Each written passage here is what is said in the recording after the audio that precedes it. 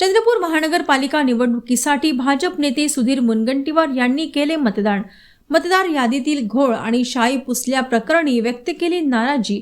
निवडणूक मतदान प्रक्रियेत क्रांतिकारी बदल झाले पाहिजेत अशी मांडली भूमिका। चंद्रपूर महानगरपालिका निवडणुकीसाठी भाजप नेते सुधीर मुनगंटीवार यांनी सामान्यांसारखे रांगेत उभे राहून सहकुटुंब मतदान केले।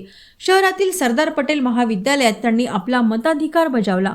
मतदान यादीतील घोळ आणि शाई पुसल्याप्रकरणी त्यांनी नाराजी व्यक्त केली। निवडणूक मतदान प्रक्रियेत क्रांतिकारी बदल झाले पाहिजेत अशी भूमिका त्यांनी मांडली। येत्या 25 जानेवारीचा मतदार दिवस केवळ कागदावर न ठेवता यासाठी दोषरहित मतदार याद्या निर्माण करण्यासाठी सर्वांनीच प्रयत्न करण्याची गरज व्यक्त केली।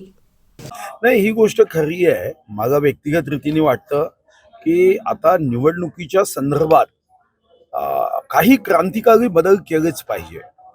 मतदान करणं हे अनिवार्य करण्याचा कायदा करता येईल का तपासलं पाहिजे। मतदानाच्या संदर्भामध्ये मतदार याद्या या अतिशय दोषरहित होण्याच्या दृष्टीने काम केलं पाहिजे।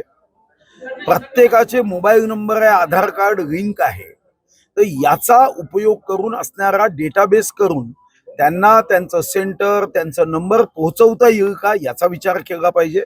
आणि या दृष्टीने खरं तर आजच सकाळी जेव्हा मी टीव्ही सुरू केला तेव्हा बातम्या बघितल्यावर आम्ही अमृत महोत्सवी वर्ष साजरे केल्यानंतर आमचे एक मंत्री राज्याचे त्यांचं मतदार यादीत नाव नाहीये आणि ते उभे आहे टीव्ही चॅनलवर पाहिलं की मंत्र्याचंच नाव मतदार यादीत नाही।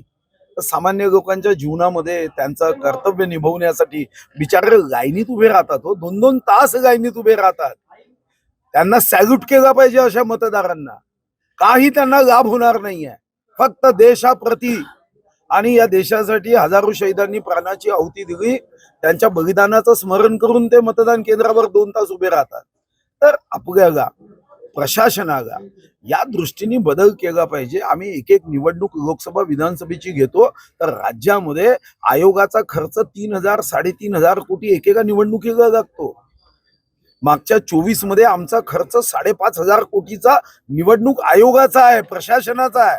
मग 5,500 कोटीचा खर्च करून त्याचा उपयोग काय? तर मतदार बेचैन आहे, मतदार कुठेतरी चौकात उभे राहून मला मतदान करता येत नाही त्याचं दुःख व्यक्त करताय। ही आमच्या सर्वांसाठी चिंतेची बाब आहे आणि सर्वांनी म्हणून याची चिंता केली पाहिजे। 25 जानेवारी हा मतदार जागृती दिवस आहे। मला वाटतं की हा दिवस फक्त कागदावर न ठेवता आता मात्र या दृष्टीने काम करण्याची आवश्यकता आहे।